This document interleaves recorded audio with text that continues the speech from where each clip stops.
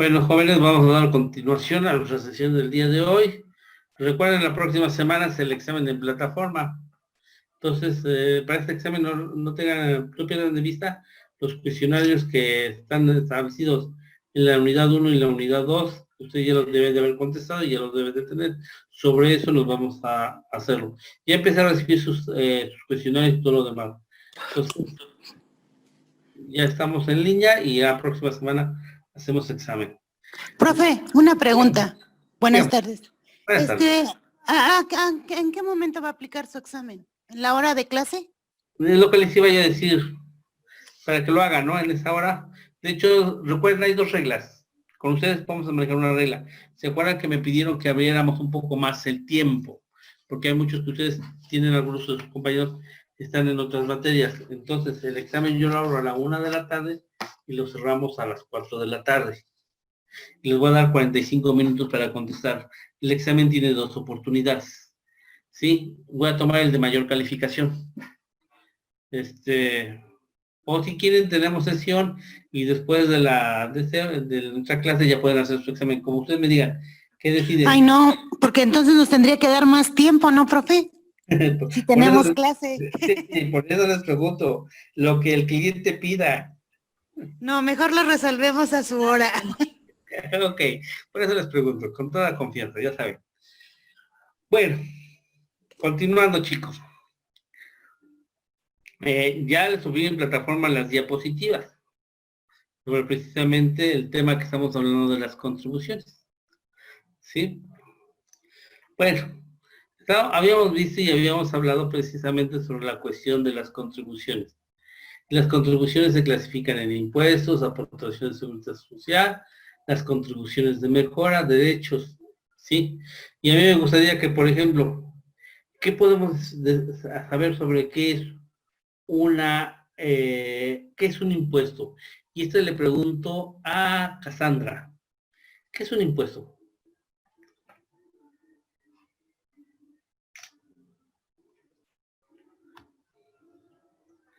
Además, si quieren, váyanse a su artículo 2 del Código Fiscal de la Federación, que en este caso debemos estar trabajando también a la par.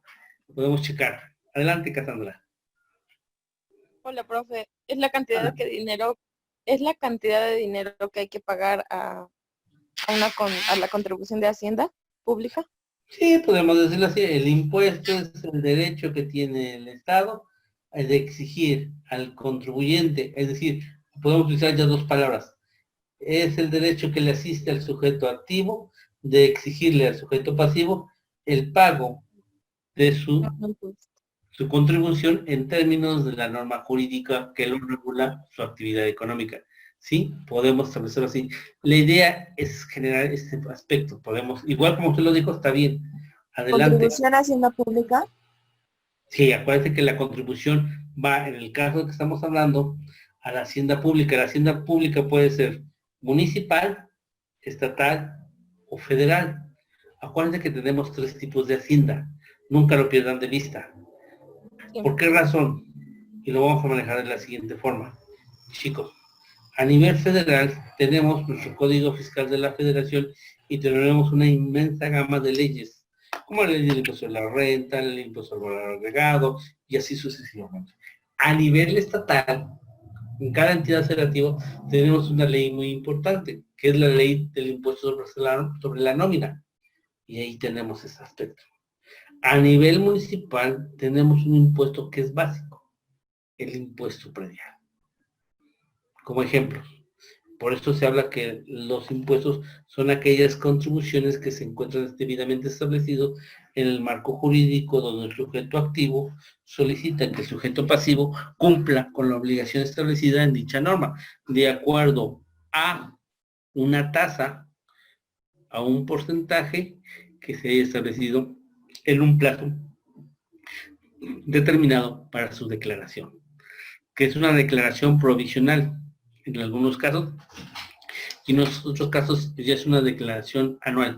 Por ejemplo, el pago del impuesto predial, por regla general, es un pago anual. El pago del impuesto sobre la nómina es un pago mensual. El pago del ISR y el IVA es un pago proporcional, ¿sí? Mensual.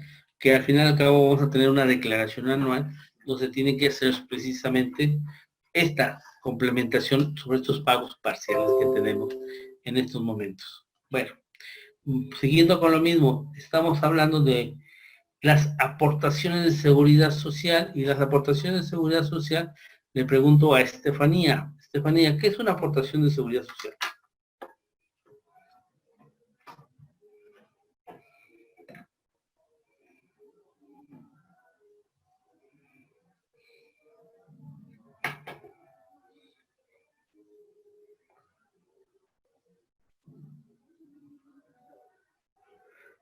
O me voy, si no, Estefanía no está en línea, me voy con su compañero Alfredo. Fui al Alfredo. baño, profe.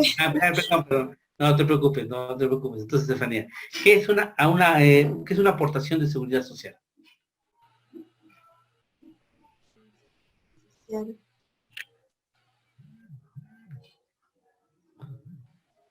¿En qué artículo nos dijo que buscáramos, Bueno, en profe? el artículo segundo del Código Fiscal de la Federación, ahí están las aportaciones de seguridad social.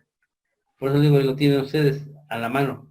Profe, entiendo que también es la aportación que el contribuyente hace por, por recibir el servicio, ¿no? Sí, exactamente. La aportación de seguridad social debemos nosotros considerarlo desde un punto de vista como aquella aportación que de forma tripartita lo tiene que hacer, ¿sí? Gobierno, patrón y trabajador hacen una aportación a su seguridad social que está establecido a través de sistemas como Instituto Mexicano del Seguro Social, el ISSSTE, el ISSSTE, que es ¿Y a ese nivel es al federal. Estado? Sí, acuérdense que también el Estado también tiene que aportar precisamente para su sistema de seguridad social, es decir, darle la atención a las enfermedades, hospitalización, vejez, cesantía, edad avanzada. Sí, hablamos también de las guarderías que se manejan en este aspecto. Y también generamos la famosa FORE, que es el sistema de pensiones. Por eso hablar de estas aportaciones de seguridad social es un tema muy amplio y muy complejo. ¿Sí? Esa es la finalidad que busca. Profe, pero el tema de las pensiones ya no aplica, ¿o sí?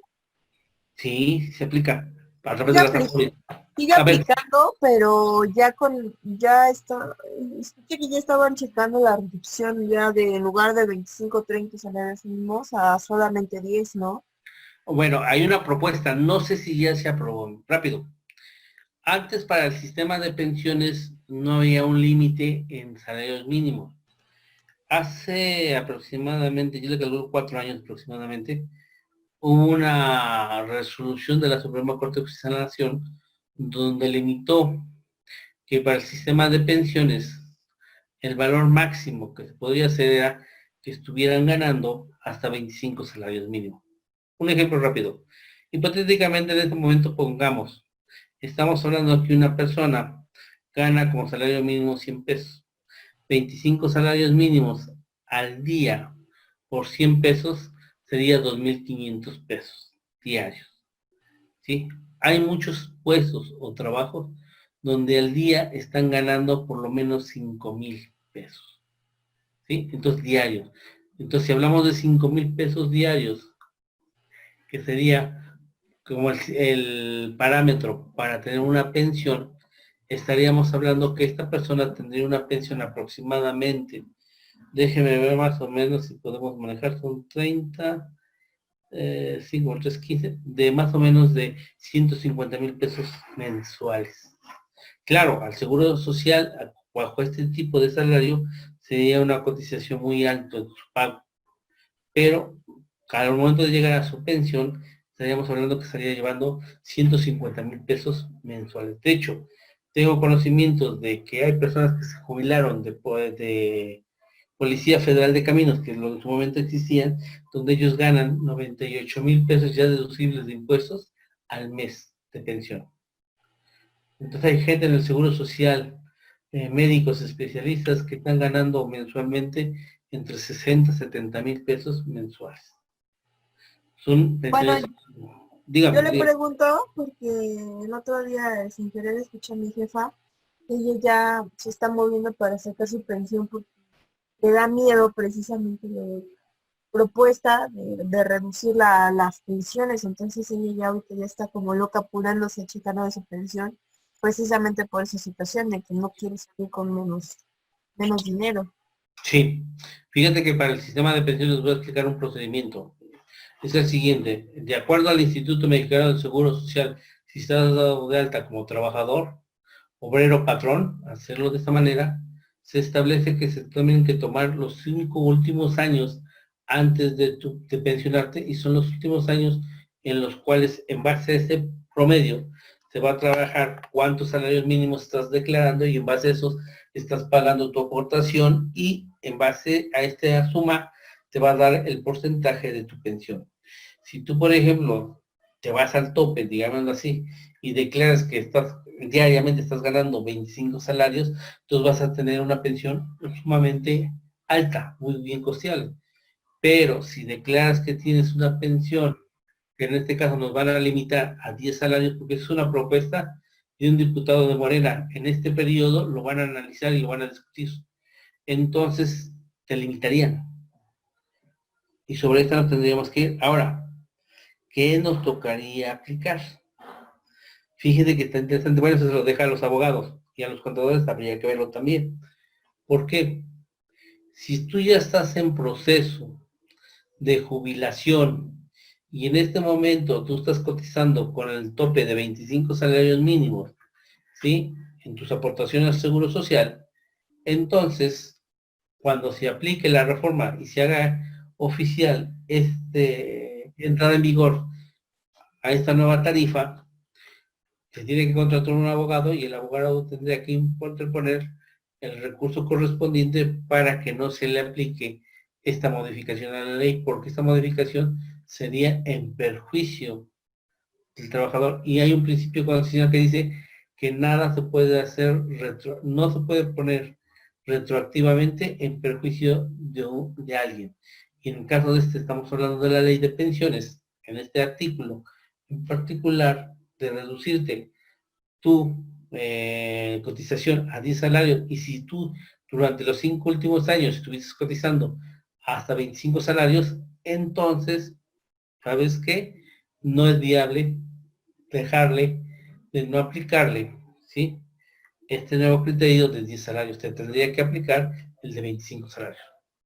Oiga, profe, está diciendo que pues no se pueden como violar los derechos de los trabajadores con eso, pero ¿y si el Ejecutivo decidiera, como lo hizo apenas de su pregunta al público y al pueblo, que ve que dijeron que sí, que era válido porque él modificó? Entonces, ¿él también podría modificar eso?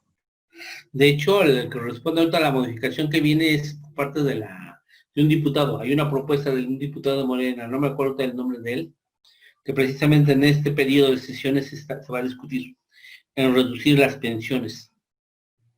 Entonces, tendríamos que revisar. Aquí la cuestión es, por un principio rápido de derecho, esto tendría que ser a través de que se apruebe por la Cámara de Diputados, que sea publicado en la ley con esta reforma, y entonces en ese momento se va a aplicar. Esto se aplicaría yo para aquellas personas que no están en el proceso de jubilación, porque si tú ya estás en proceso de jubilación y resulta ser que tú estás rebasando más de 10 salarios mínimos para tu pensión, la ley no te lo pueden aplicar en tu perjuicio, porque ya generaría un perjuicio, porque tú ya estás en proceso de jubilación y tú durante 5 años o un poquito más ya cotizaste bajo este salario. Entonces, no es viable. Pero hay que irse a los tribunales. Y los tribunales tendrían que resolver esa cuestión. De ahí la importancia de este aspecto. Pero sí, viene esa cuestión, entonces, lamentablemente es muy difícil. Profe, entonces ahorita me entra la duda, ahorita con lo que acaba de mencionar. Yo he escuchado, por ejemplo, muchos maestros que dicen que ahorita tienen miedo de que al pensionarse no les paguen pues todo lo que como vinieron cotizando. Por ejemplo, en este caso que dice que son los 5 últimos años. ¿Sí? Entonces, ahorita, como todavía no entra en vigor la ley, Entonces sí tendrían que pagarles completo, Es ¿no? correcto, aunque entrara en vigor esta reforma, porque es una reforma a la ley del Seguro Social, Sí. aunque entrara a esta reforma, aquí tiene que contratar un abogado y el abogado tiene que interponer los medios de defensa ordinarios, primero ante el propio Consejo Consultivo del Instituto Mexicano del Seguro Social, después irse al Federal de Justicia Administrativa y finalmente irse al juicio de amparo. Si se dan cuenta, yo estoy manejando 3 escenarios posibles. En caso de que el Tribunal de Justicia Fiscal Administrativa no resolviera a favor, entonces irnos al amparo. Y ahí, en el amparo, forzosamente le tiene que conceder, porque recuerde que el trabajador es la parte vulnerable, la parte débil de una sociedad. Entonces, si él ya cotizó bajo estos salarios y estaba en proceso de su jubilación y entra esta reforma, ¿sí? No deberá ser aplicado porque se le aplicaría en su perjuicio.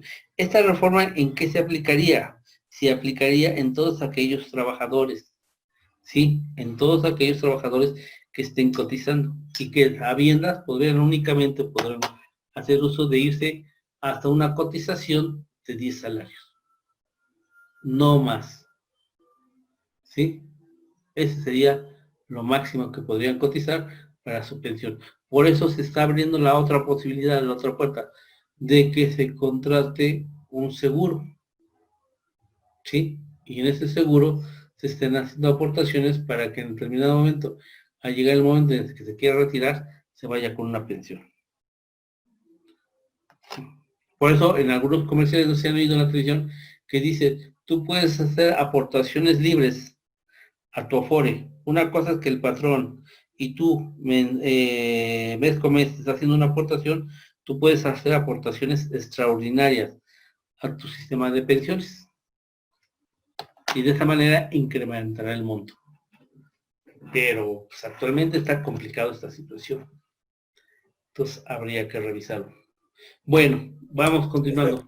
Dígame, dime, A mí, Alfredo. por ejemplo, apenas, bueno, en estos días, me llegó una aseguradora, la de GNP, Ajá. diciéndome que todo lo que tenía yo cotizado en en el ISSSTE, no IMSSTE, con el IMSS, el ISSSTE, me lo iban a trasladar, bueno, solicitaba yo que me lo trasladaran a su aseguradora para que me dieran mejores intereses. Y a su vez, la dependencia me iba a dar por cada peso que diera yo a mi aportación, me iban a dar el 3.3 de más, o sea, la institución donde yo laboro. Sí. Pero siempre y cuando yo diera la aportación, si no, pues seguía generando nada más lo que el Estado me estuviera dando. Es correcto, así es como se maneja. Ahora, aquí la cuestión, fíjate, y el gran temor que tenemos es qué tan seguro está que estas aseguradoras sigan existiendo hasta el momento en que llegues a tu pensión o jubilación. No momento en que estés en etapa de pensionarte. Aquí ya voy porque usted me habla de GNP, ¿correcto? Ajá, GNP, su antecedente es Seguros Comercial América. sí, ya tuvo broncas. Ya tuvo broncas. Entonces, ese es un riesgo que tenemos hoy en día. Yo fíjate que a veces yo he sugerido este aspecto. En determinado momento realizar algunas inversiones. Si es posible, yo lo que exhortaría es comprar lo que es la plata, monedas de plata. El oro pues es muy carísimo, pero la plata sí podemos comprar y está accesible a nuestro bolsillo. Porque la plata, aunque lo tengas guardado en tu casa, como es un metal precioso, no importa, en 10 años esa plata ya aumentó su valor y tienes lo equitativo.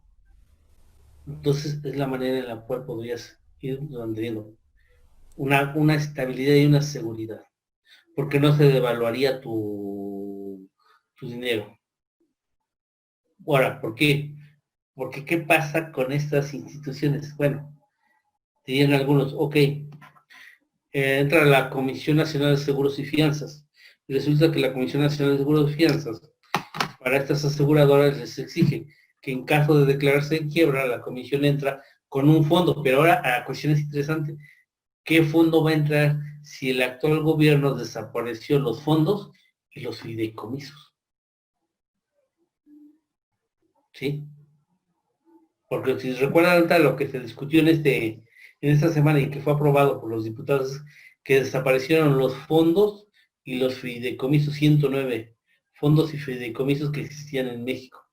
Justo un huracán en puerta y los desaparecen. Exactamente. Entonces, la gran problemática es que teníamos precisamente la Comisión Nacional Bancaria de Valores, estaba ya la Comisión Nacional de Seguros y Fianzas, tienen unos fondos de reserva y esos fondos se establecen precisamente para cuando aquellas empresas se declaren en quiebras, ellos entran al rescate de todos sus beneficiarios y les puedan regresar hasta un 70% de lo invertido. Un 30% se considera como pérdida. Es lo mismo que pasó ahorita, no sé si recuerdan, a inicios de año. Sí, a inicios de año fue cuando pasó con Banco FAMSA. Es más, lo pueden buscar ustedes en internet y Banco FAMSA, que sucedió este fenómeno. Entonces la Comisión Nacional de Seguros y Comisión Nacional Bancaria intervino y ya salvó a los cuentavientes de Banco FAMSA y les va a regresar sus recursos económicos. Pero no se regresa al 100%. Pero eso ya no va a pasar, ¿verdad, profe? Sí, ya eso ya va a pasar y siempre hay una pérdida. Entonces hay que considerar. Por eso en materia de inversión hay una regla interesante. Cuando una inversión te dicen que vas a ganar más, los riesgos de pérdida son muy altos. Cuando una inversión te dice que ganas menos, la inversión es más segura.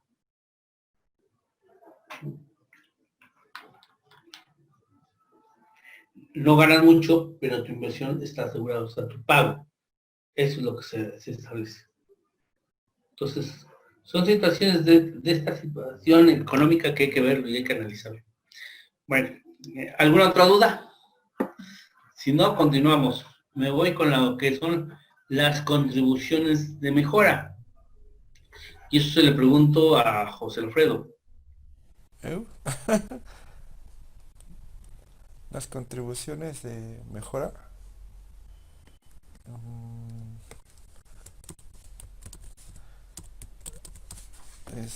Permítame, profe.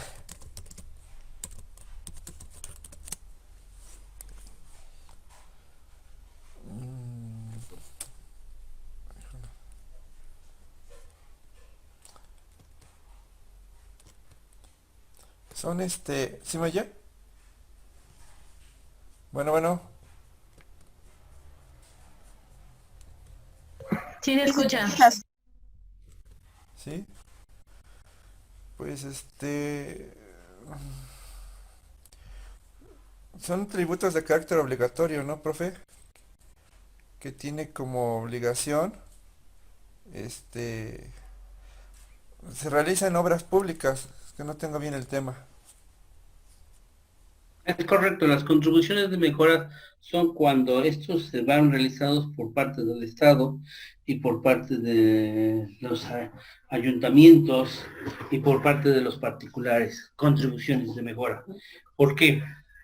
Rápido, necesitamos pavimentar una calle y entonces viene un recurso federal, un recurso estatal y un recurso municipal y también le piden en determinado momento un recurso al particular.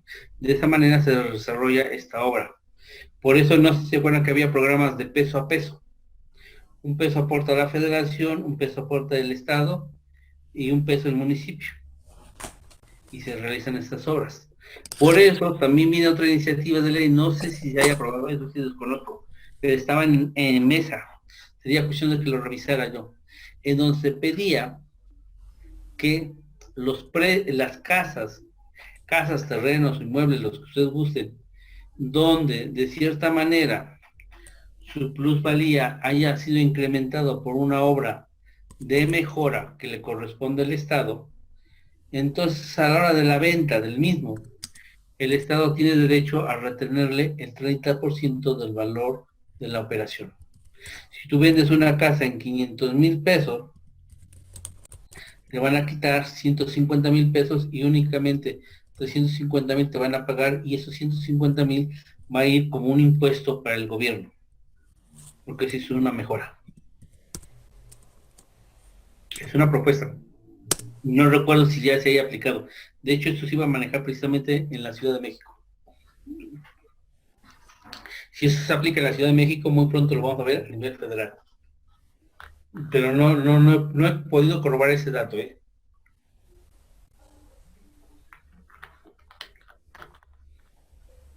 Entonces aquí se contradice con un principio especial que habíamos visto nosotros en el artículo 115 de los servicios públicos municipales, porque los servicios públicos municipales tienen como obligación dotar a todos sus habitantes de los servicios básicos para poder realizar sus fines respectivos. Y esa es la finalidad de un servicio público municipal. Pero hoy lo quieren trasladar a otro aspecto. Entonces, está sumamente interesante para que veamos este aspecto. Entonces, si abrimos los 4 contribuciones, impuestos, protecciones de seguridad social, las contribuciones de mejora, nos faltan los derechos. ¿Qué son los derechos? ¿Sí? Y para los derechos le voy a pedir, por favor, si es tan amable, que me conteste. ¿Quién falta? Faltan varios. Dulce, ¿le parece? ¿O ya le pregunté? No, dígame. O Dulce, ¿qué son los derechos? De acuerdo al artículo, bueno, si quieres, si tienes ahí el Código Fiscal de la Federación, puede usted revisar el artículo segundo, y ahí nos establece qué son los derechos.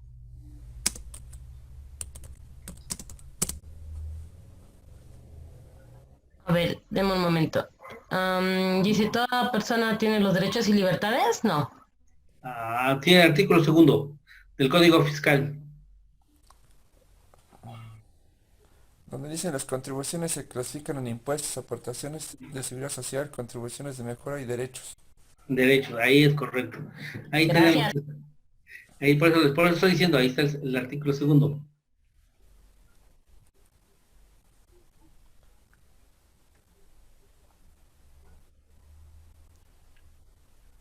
A ver, dice, las contribuciones se clasifican en impuestos, aportaciones de seguridad social, contribuciones de mejoras y derechos, las que definen de siguiente manera. Impuestos son las contribuciones establecidas en ley que deben pagar las personas físicas y morales que se encuentran en situación jurídica o de hecho prevista por la misma y que sean distintas de las señaladas en las fracciones 2, 3 y 4 de este artículo. ¿Sigo, Sí. profe? No, pero más aprieta derechos, nomás busca derechos. ¿Qué nos dicen derechos? Cuarta. Por favor. La última. Ya, derecho. Son las contribuciones establecidas en la ley por el uso o aprovechamiento de los bienes del dominio público de la nación, así como por recibir servicios que preste el Estado en sus funciones de derecho público, excepto cuando se presten por organismos descentralizados u órganos desconcentrados. Cuando este último caso se trate de contraprestaciones que no encuentren previstas en la Ley Federal de Derechos, también son derechos las contribuciones a cargo de los organismos públicos descentralizados por prestar servicios exclusivos del Estado. Correcto. Sí, un ejemplo muy básico de los derechos, gracias Dulce, es el siguiente aspecto, chicos. Cuando usted paga un acta de nacimiento, hoy se le llama un extracto de nacimiento, porque no tanto es el acta, es el extracto de nacimiento. Cuando ustedes van y pagan, les dicen, ve a pagar tus derechos, para que el registro civil te expida este documento y lo tengas. Por ejemplo, si por ejemplo ustedes tuvieran un pozo de agua, un pozo en su casa, entonces tienen ustedes que hacer, solicitar ante la Comisión Nacional del Agua, la CNA, que se les otorgue el título de la concesión de este pozo. Y entonces una vez que te haya autorizado y aprobado, la CNA te va a decir, ¿sabes qué? Ve a pagar tus derechos para que se te expida tu título. Son los derechos que hace el Estado en favor de los particulares, ¿sí? Por alguna actividad que sea intrínseca a dicho organismo, ya sea centralizado, descentralizado o desconcentrado, de la administración pública, federal o estatal. ¿Sí? Es pública, es la federal, estatal o la municipal, porque todos se pagan derechos. Y entonces eso es lo que hay que pagar. Estos son los 4 impuestos básicos que se contemplan en nuestro Código Fiscal de la Federación. Por eso hablamos precisamente de estos derechos. Y vamos a hablar de los accesorios, los productos y los aprovechamientos.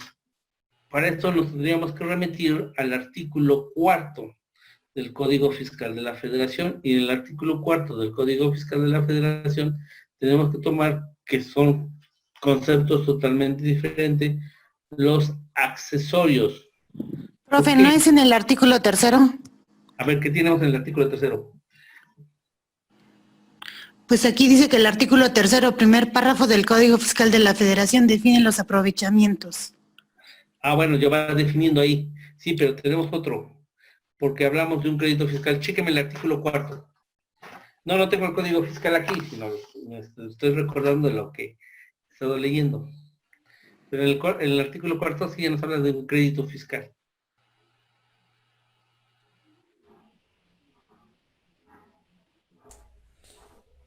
¿Es correcto?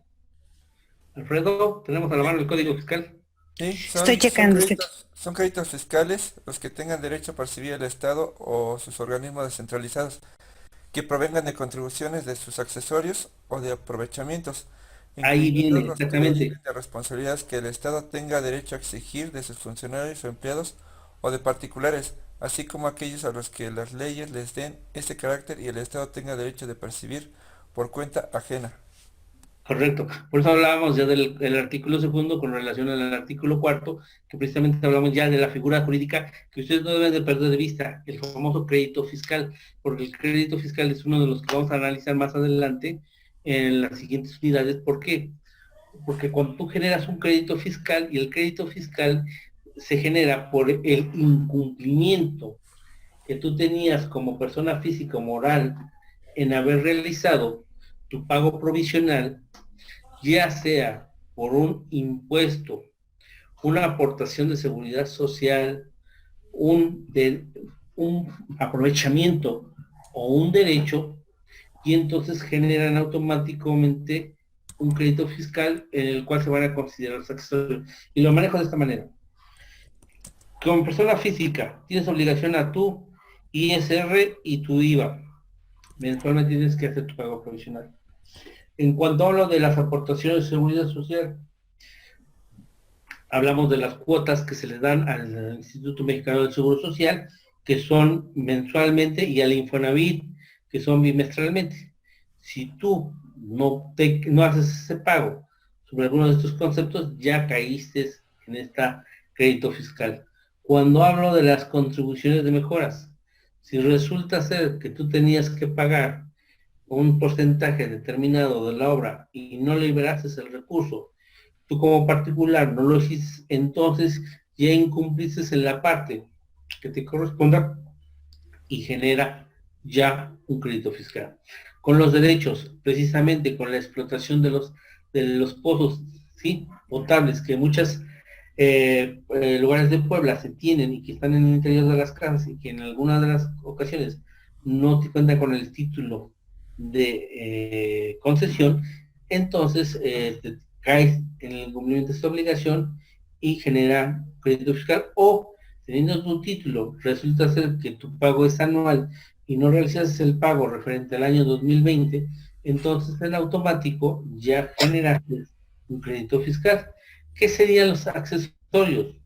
En materia fiscal, en los accesorios se consideran los siguientes aspectos: la actualización de la contribución que haya sido objeto del crédito fiscal, la actualización, la multa que se haya generado, los gastos de notificación, es un accesorio, ¿sí? Y otro que se maneja, ponga mucho cuidado, es que si tú por alguna circunstancia, porque acuérdense que hoy en materia fiscal nos exigen que debes tener una cuenta bancaria. En esa cuenta bancaria, y es una cuenta de cheques, en esa cuenta tiene que estar ahí tus ingresos y tus ingresos.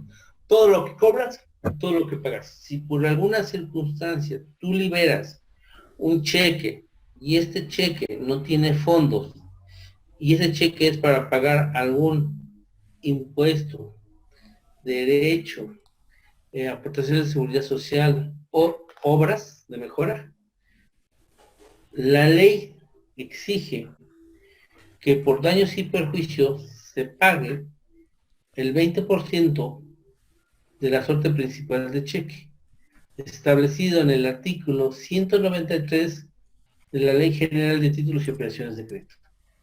Independientemente de los demás accesorios, tú tienes que pagar esto. Entonces, y se incrementa. Por esta razón, es necesario tener mucho cuidado en materia fiscal, en tener en tiempo y forma y ir cumpliendo con las obligaciones que se han pactado. Es sumamente importante. Porque por eso le decía yo que el sujeto activo siempre va a ser el gobierno. Y el sujeto pasivo va a ser precisamente el contribuyente o cualquier persona que realice alguna actividad económica. Eso es lo que se maneja. Por esa razón, no debemos de perder de vista estos aspectos. Bueno, continuando con nuestra sesión, jóvenes. ¿Cuáles serían los efectos de la tributación de manera muy general? Los efectos de la tributación tienen como característica, y no pierdan de vista nunca esto, es contribuir al gasto público, ¿sí? Para que el Estado pueda llevar a cabo la realización de sus fines, ¿sí? Esa es la finalidad de los impuestos. Contribuir al gasto público para que el Estado pueda realizar sus fines. Y cuando hablo de fines, el término fines son muchos puntos que podemos manejar. Uno de los fines podríamos hacer es atención a la salud, atención a la educación, atención a los sistemas de comunicación, ya sean carreteros, ferroviarios o portuarios, también estaríamos hablando. Atención, no sea centros históricos, monumentos, o sea, hay muchos fines que el Estado tiene. Profe, Por- esa contribución Siempre. del gasto público viene en el artículo 31 de la fracción cuarta de la Constitución. Exactamente. Por eso ese es su fundamento. Y ese es el que sostiene. Y por eso es obligatorio para todos los mexicanos. Por eso es lo que le estaba yo diciendo hoy en día. Que hoy en día tenemos una política fiscal, ¿cómo le llamamos? Hablamos de terrorismo fiscal. ¿Y por qué hablamos de terrorismo fiscal? Porque pasa lo siguiente. Aquellos empresarios, personas morales, que en las anteriores administraciones tenían algún recurso y el que habían interpuesto para no pagar sus impuestos que le habían sido determinados por una cuestión interesante, porque estaba todo este recurso, hoy en la actual presidencia están exigiendo el pago inmediato. Si no hay pago, entonces privación de la libertad, porque hoy se considera un delito fiscal la defraudación. De hecho, está contemplado en el Código Fiscal. La defraudación fiscal es un delito y lo elevaron a grave.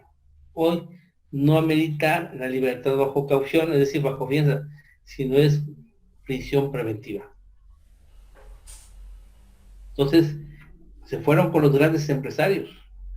Por eso tenemos que Walmart de México hizo un pago interesante de impuestos y así sucesivamente. Entonces, hoy tenemos de manera muy presencial en México a lo que se llama una política fiscal de terrorismo.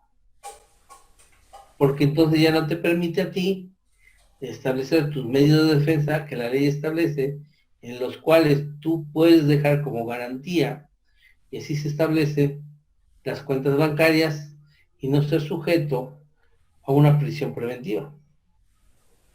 Hoy no, hoy aplican el sistema de primero, ¿cómo le llama? ¿Cómo se llama este dicho? Primero los pobres. Palo dado ni Dios lo quita. Ah, Sí, palo dado ni Dios lo quita. Es decir, primero te golpean y después investigo. Y si ya estabas al corriente, pues usted disculpe. ¿Sí? Entonces, sí es importante. En México tenemos que tomar en consideración este aspecto, en el pago de impuestos. Ya no podemos estar así.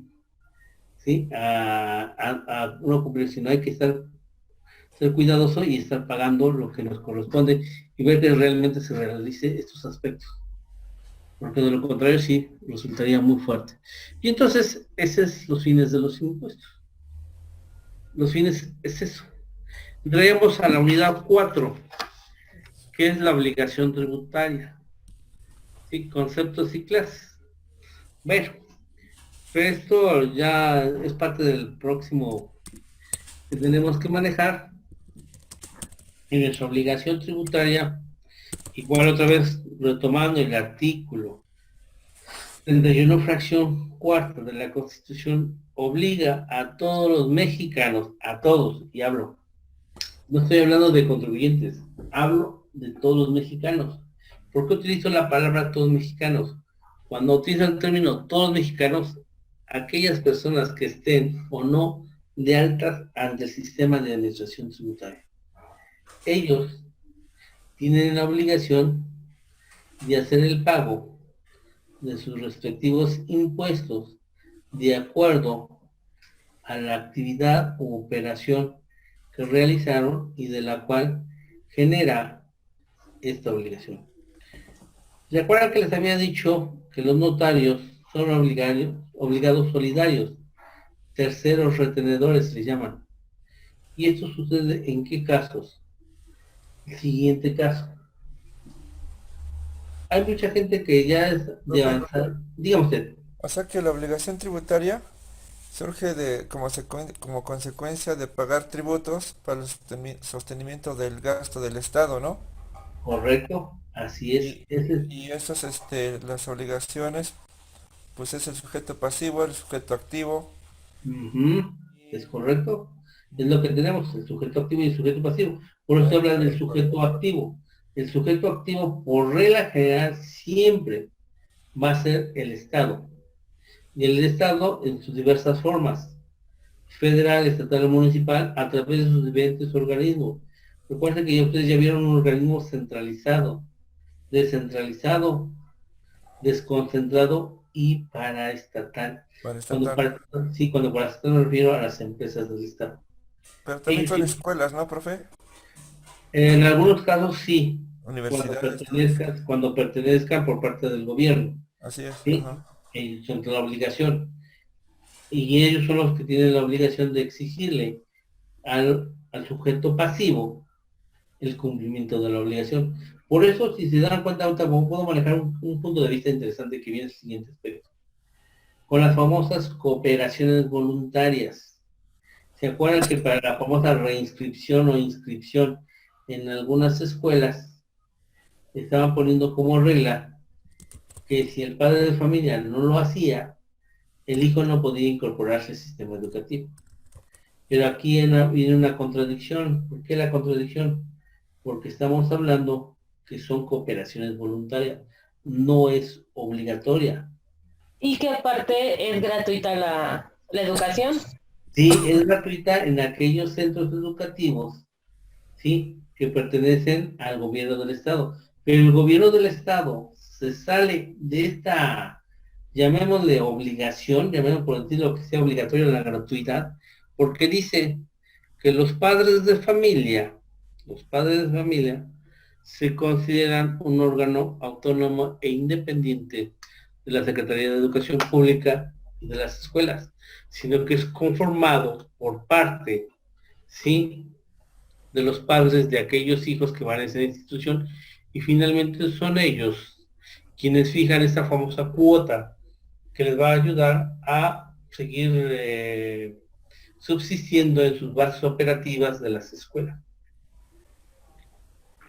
A lo que yo estoy en total contrario es lo siguiente. Fíjate que esto sería cuestión de irnos al amparo. ¿Por qué? Porque esta comisión de padres de familia, al fin y al cabo, son una autoridad privada. Y en materia de la ley de amparo, las autoridades privadas, con la nueva ley de amparo que está en vigor desde el 2013, son sujetos de irse a un amparo y en determinado momento analizar si esta cooperación que piden realmente está ajustado en términos de la ley, y aquí voy con la gratuidad, porque una cosa es una cooperación voluntaria y otra cosa es una cooperación obligatoria. Y Profe, las pero escuelas, dígame el, usted. el artículo 7 de la fracción cuarta del inciso C de la Ley General de Educación Pública dice que se determina su regulación para evitar excesos y condicionamientos para la prestación del servicio educativo y en pleno ejercicio de sus derechos de la educación. Estamos hablando de las aportaciones voluntarias que son legales. Sí, pero aquí habla de una aportación voluntaria.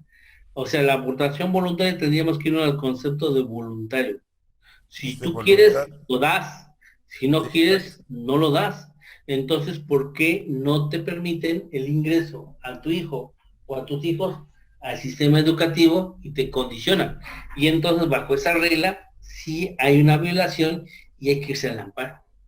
sí. Ahora, la cuestión es interesante. Un abogado en materia de amparo, ¿cuánto podría cobrar por este amparo? De hecho, hablaríamos de un amparo colectivo. A un abogado le conviene que se junten 30 padres de familia, porque les va a cobrar, y a estos 30 padres de familia, el cobro va a ser mucho menor carga que cobrarle un padre de familia, un amparo. Y aquí la regla es que en los amparos, todos los que acuden al amparo, los que promuevan son los únicos beneficiados. Si alguno de ellos no se adherió al amparo o no forma parte de los quejosos en el amparo, entonces si la sentencia es favorable, no tendrá ese beneficio. O sea, son temas interesantes a discutir, ¿eh? Yo le digo porque hice hace años atrás, me tocó revisar un estudio de esta naturaleza y dije, bueno, entonces, ¿cómo funcionan estas famosas cooperaciones? Y hay reglamentos, hay acuerdos y todo, ¿no?, que vale la pena analizarlo. Pero es materia de hacer. Y es correcto lo que usted está comentando, Alfredo. Entonces, esa es la obligación tributaria. Y entonces no perdamos de vista al sujeto activo, al sujeto pasivo. Y lo que está, de hecho, esto lo menciono también en las diapositivas que les mandé. No sé si ya lo revisaron. Si no están ahí, entonces déjenme buscar otras diapositivas que tengo hechas y se les vuelvo a enviar. Pero ahí está. Sí. ¿Alguna duda hasta el momento? No, profe. De hecho, tenemos dos hechos y se manejan el hecho imponible y el hecho generador. Por hecho imponible, nosotros debemos considerar el hecho que está contemplado en la ley. Si yo hablo de la ley y ustedes son son personas físicas con actividad empresarial, ¿qué ley las obliga al cumplimiento de las obligaciones fiscales? Código Fiscal de la Federación y las demás leyes que de ella emanan, en relación a su actividad comercial que van a realizar, o actividad económica, que así lo establece el Código Fiscal. ¿Sí?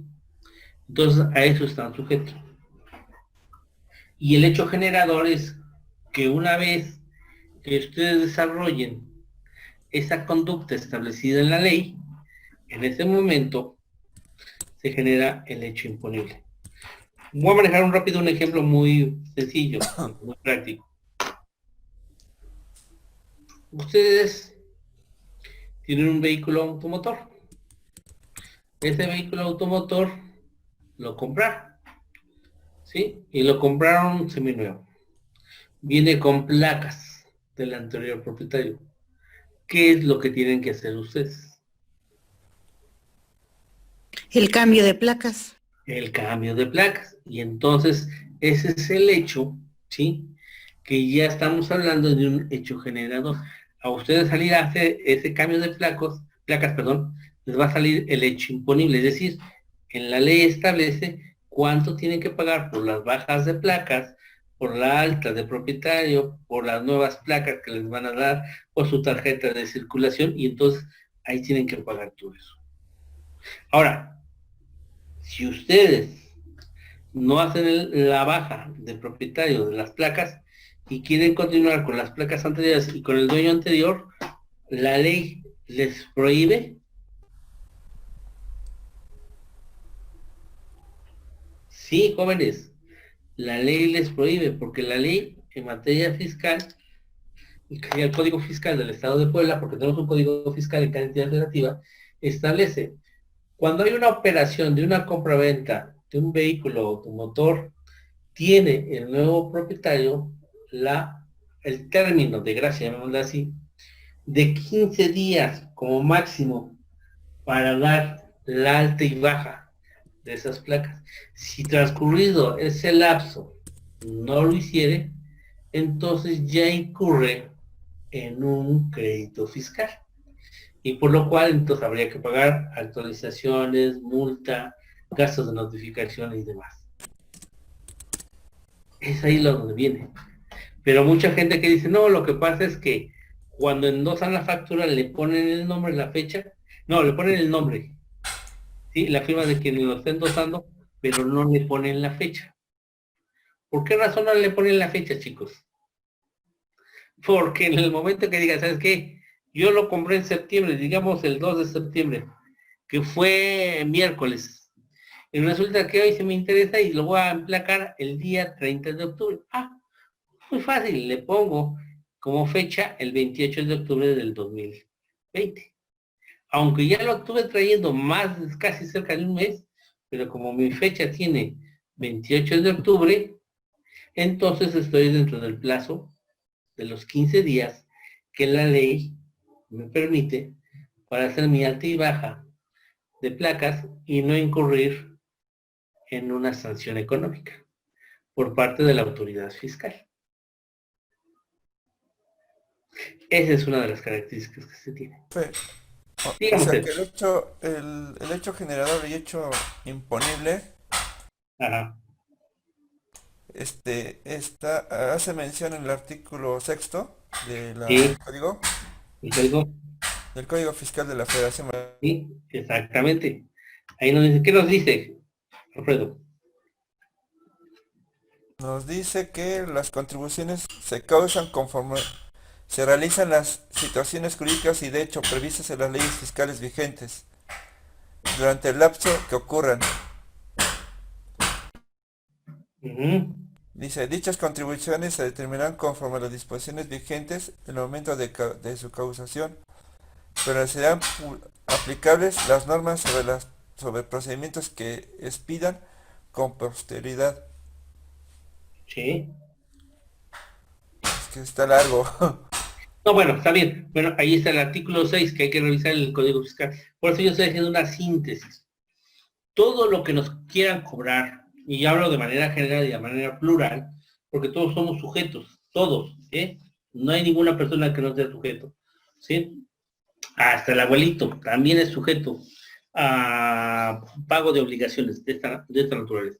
Entonces, todo lo que esté establecido en la ley y dadas las circunstancias, que por algunas circunstancias nosotros, nuestra conducta que estamos realizando, se ajusta a esta situación, generamos el hecho generador. Y rápido lo voy a hacer de esta manera. Un hecho generador en el pago del impuesto predial. ¿Vale? Está la ley de ingresos de los municipios establecido una tabla en base a la cual se va a pagar el impuesto predial. En el caso de Puebla se maneja por zonas, ¿sí? 1, 2, 3, 4, así. Entre más alto sea la zona, es mucho más caro el pago del impuesto predial y se paga por metro cuadrado. Si tú, por algunas circunstancias, tienes la obligación, tienes un predio de pagar el impuesto predial, pero has omitido y no lo has pagado durante 5 años y hoy lo quieres pagar, tu hecho generador, ¿qué va a pasar? Pues sí, te vas a pagar lo que es el impuesto predial de este año, pero para poder recibirte el pago de este año, tienes la obligación de pagar los impuestos prediales de los 4 años anteriores, para que de esta manera esté regular tu pago y ya proceda al mismo, y entonces se va a actualizar. Tendrás que pagar las actualizaciones, tendrás que pagar multas, tendrás que pagar gastos de notificaciones. Ahora, por eso en algunos municipios, y dado toda la situación de la pandemia, estuvieron haciendo una oferta, llamémosla así, un descuento, diciéndoles que únicamente tienes que ir y pagar tu impuesto predial respecto a este año y a los años anteriores, sin actualización, sin multa, sin gastos de notificación, para que te pongas al corriente. Entonces, tu oportunidad y aprovecha. Ahí está. Eso es lo que se maneja. En materia fiscal ha habido, con este gobierno no lo sacaron ni lo van a sacar, pero los anteriores gobiernos federales sacaron un programa de regularización a todos aquellos contribuyentes que de alguna manera se encontraban en un estado irregular y se les exhortaba para que en un lapso no mayor a 6 meses regularizaran su situación ante el fisco y de esta manera lo hicieran de forma voluntaria, ¿sí? Y no generaría ningún costo, ninguna actualización, recargo o sanción. ¿Sí? El actual gobierno, no. Por eso decía yo, el actual gobierno va, como dice, palo dado, ni Dios te quita. Entonces, si no pagas, si no cumplís y todo lo demás, te lo aplico de esa misma manera. Y es lo que se está manejando hoy en día. Por eso, tomar en consideración este aspecto. Correcto, entonces revisen, analicen el artículo 6º. Ya vieron, es el artículo 2, 4, 6, ¿sí? Nuestro código fiscal, para poder ver este aspecto. Y nos vemos el próximo sábado, porque ya estamos para examen. De acuerdo a los cuestionarios. Pero vamos a abrir la plataforma para estar con usted o directamente al examen, profe. Yo les sugiero que abran la plataforma primero, para que los vea. Y ya después se van Al examen. al examen. Y terminando el examen se regresan a la plataforma. Yo voy a estar en plataforma por si tuvieran alguna duda o comentario. Claro, no les voy a dar las respuestas del examen. Eso ya saben ustedes. Ustedes ya tienen sus cuestionarios con sus preguntas. Ustedes se van a apoyar de ellos. Entonces, ahí está. Entonces, yo ya no les voy a dar. Entonces, pero si tienen alguna duda, ya les comentamos y vemos. ¿Qué Y tiempo va a dar para terminamos. el examen? ¿Mandé? ¿Qué tiempo va a ser para el examen? Ven que les quedamos en que les voy a dar 45 minutos por cada examen para hacerlo. Si ustedes dicen que el primer examen salió perfecto, pues ya el segundo ya no lo hacen, pues ya no hay ningún problema. Y ven que vamos a hablar, lo vamos a abrir a la 1 y lo vamos a cerrar a las 4 de la tarde. Aquí Ok. tengo mi anotación, ven que para darle oportunidad a sus demás compañeros que por algunas circunstancias no lo pudieran hacer o no se hubieran poder conectar. ¿Listo? Ok. Gracias, profe. Profe, Gracias, gracias. buenas tardes. Entonces estamos viendo buena tarde. Profe, Dígame. Profe, gracias. Hasta luego, hasta luego. profe, Dígame usted. Lo oigo. soy Estefanía. ¿Qué pasó, Estefanía? Dime. Tengo una duda. Dígame usted. Lo que pasa es que cuando empezó precisamente el bloque, Ajá. me asaltaron y en mi bolsa llevaba mi mochila. Bueno, en mi mochila llevaba mi laptop, Ah, llevaba mi caray. teléfono, mi cartera. Tuve muchos problemas y apenas me estoy recuperando. Y no pude entregar tareas precisamente por eso. De hecho, ahorita tengo un Tamagotchi. Sí. Entonces, le quería preguntar acerca de las tareas. Mira, las tareas ya están, las actividades ahí en las 2 guías que manejamos. Te pido un favor. Lamentablemente sucedió esta situación y bueno, afortunadamente no te pasó nada, que es lo más importante. Lo económico se recupera, aunque nos lleva un poco de tiempo. Aquí lo que puedo hacer contigo es que me lo vayas enviando la próxima semana después del examen. O sea, que te vayas poniendo al corriente. Aquí lo importante es eso. ¿Sale? Sí, Pero lo importante es contéstame tus cuestionarios, porque con eso vamos a hacer el examen. profe. ¿Vale? Entonces así lo hacemos. Excelente fin de semana, nos vemos, chicos. Muchas gracias. Gracias, profe. Hasta Hasta luego. luego. Gracias, profe. Hasta luego. Hasta luego, jóvenes.